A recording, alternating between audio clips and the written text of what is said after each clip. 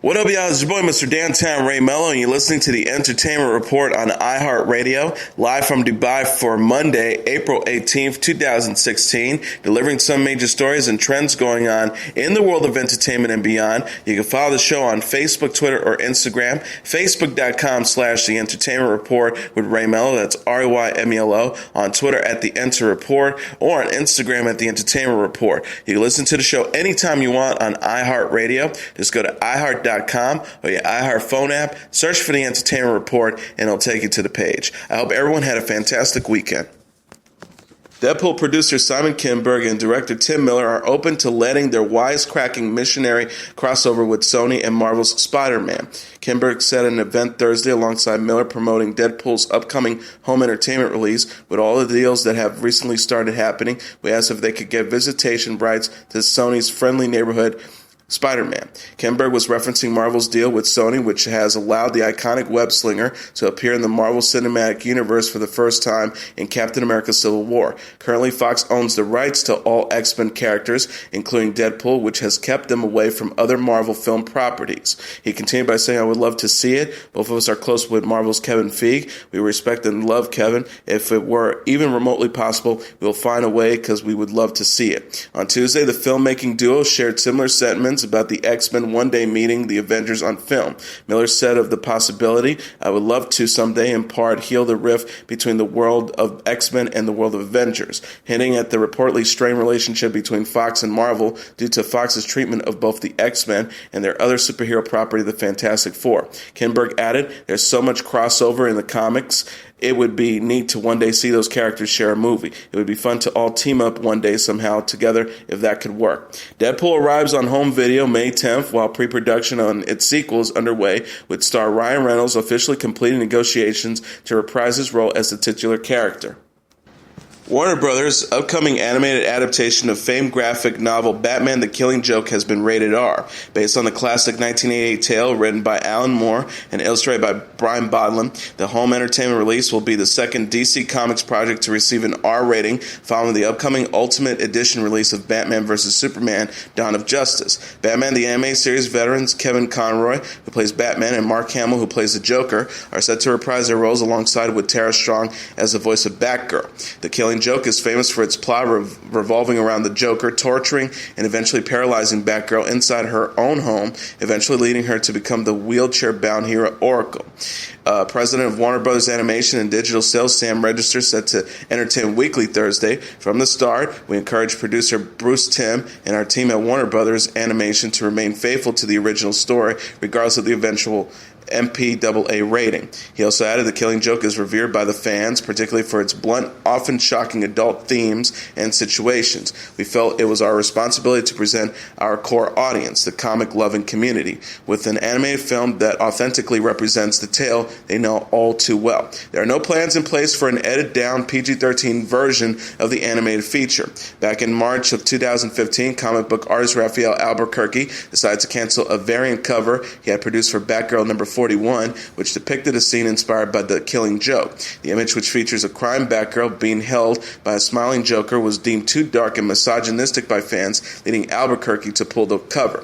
Batman the Killing Joke will make its world premiere at the San Diego Comic-Con International in July before being released on Blu-ray, DVD, and digital HD later this year.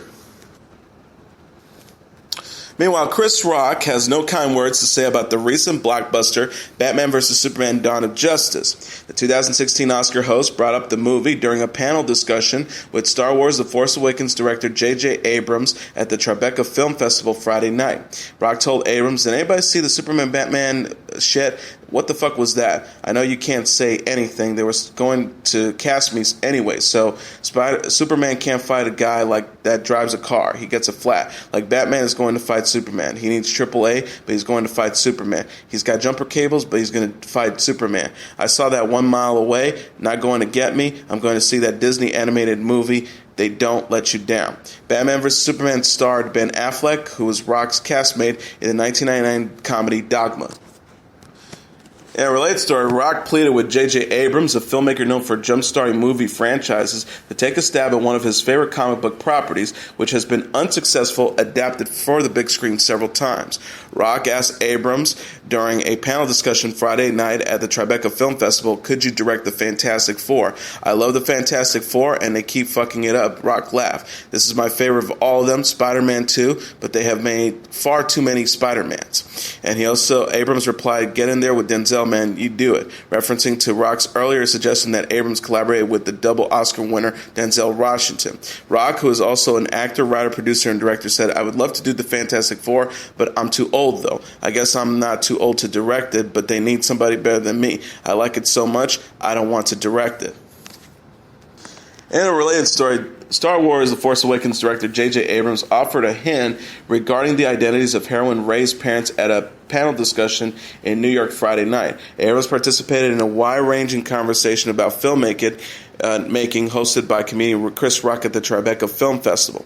Asked by a young boy in the audience who Rey's parents are in the Star Wars mythology, Abrams replied, "Rey's parents are not in Episode 7, The Force Awakens, so I can't possibly in this moment tell you who they are. But I will say that is all that I will say. It is something that Rey thinks about too." Daisy Ridley plays Rey in the blockbuster, which also features Star Wars icons Harrison Ford, Carrie Fisher, and Mark Hamill reprising their roles as Han Solo, Princess Leia, and Luke Skywalker. Ridley is set to return for the 8th movie in the franchise.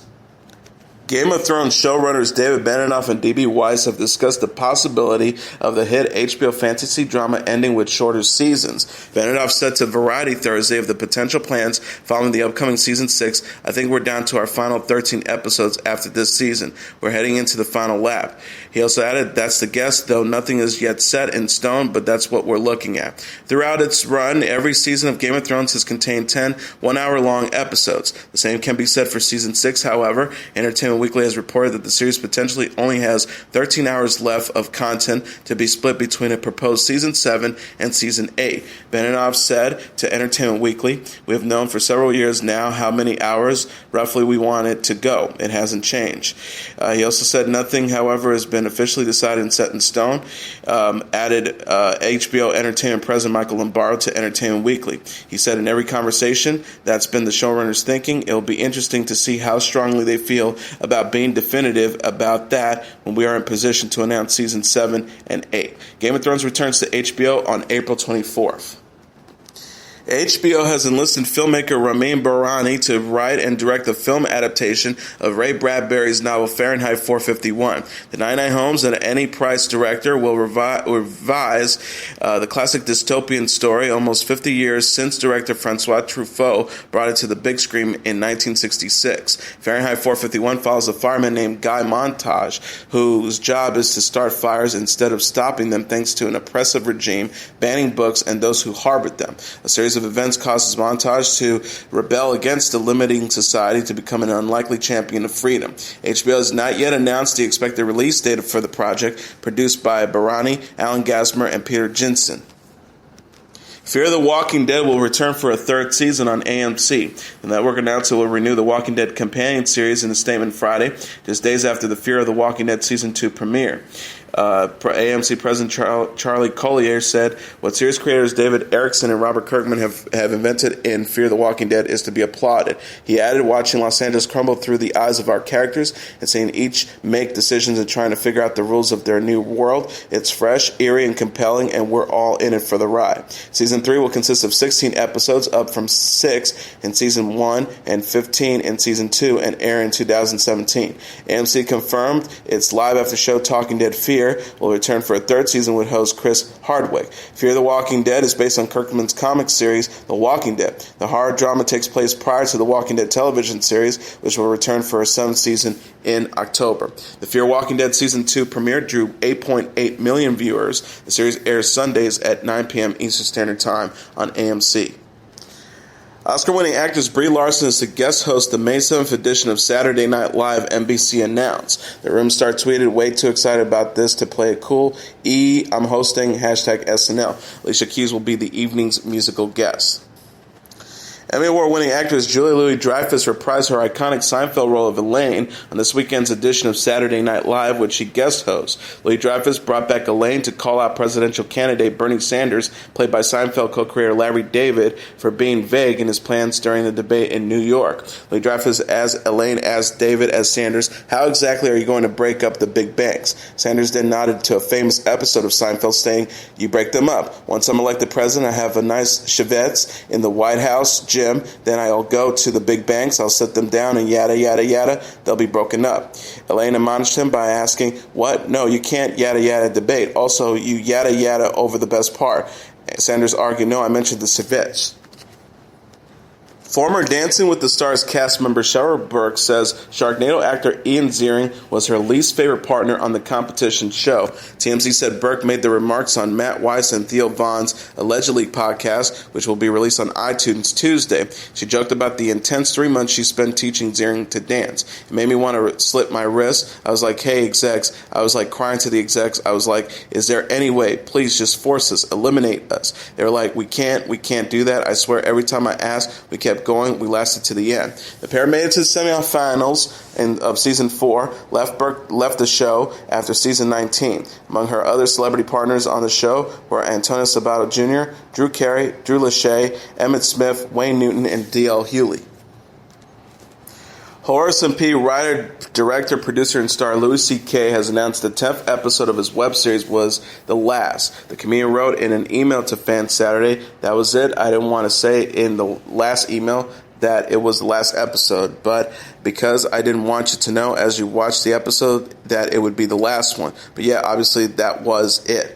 The lengthy message included information about how viewers can now buy the entire season of the show for $31. It also explained how CK felt creating and leaving behind the program, which he also financed. He said, "It is a singular experience to have done this show and a very, very sad thing to be done doing it. I love telling those stories. I love working in that fake bar with that crew for those 10 weeks. It was a wicked high privilege to act with those actors. I mean, holy shit, those actors. Steve Buscemi, Edie Falco, Alan Alda, Jessica Lange, Addie Bryan, Laura Metcalf, Mary DeDizia, my good friend Stephen Wright, and Nick DiPaolo. Watching the budding talents of new kids like Kurt Metzger, flyby encounters with greats like George Wallace, Burt Young, Colin Quinn, Rick Shapiro, Tom Noonan, Reggie E. Cathy, Craig Grant, sitting across from home hitters like Karen Pittman, Nina Adrianda, Amy Sedaris, while all I had to do was twirl my finger in the air like an umpire watching it go over the fence."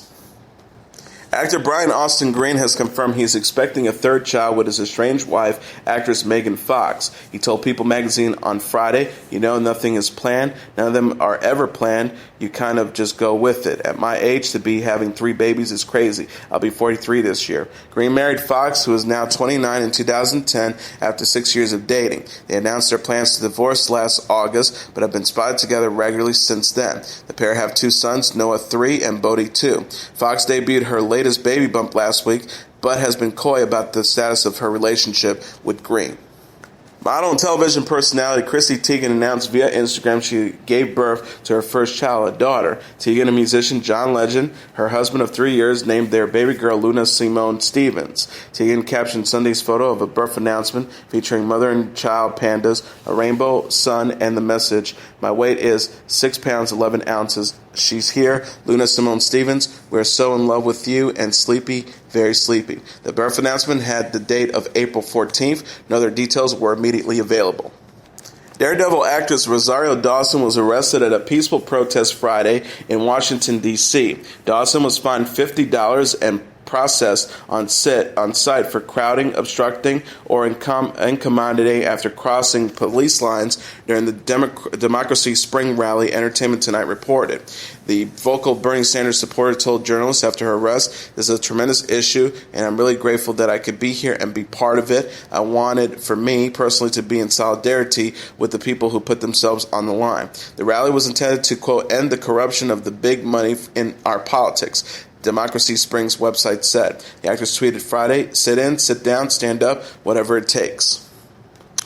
Police in Palm Beach, Florida are being accused of covering up a hotel drug bust that allegedly involved famed singer Zac Brown. According to reports, the Zac Brown band frontman was caught up in a raid at the Four Seasons hotel room last Friday, which ended up with 4 people charged, including 2 strippers with drug possession. However, Brown's involvement in the incident is said to have been glossed over in the police report per the singer's request. The attending officers, who were reportedly fans of the singers, asked him for photographs at the scene. One of the officers is accusing of mocking a stripper for not knowing Brown was famous. TMZ claims the Palm Beach Police Department reportedly denied claims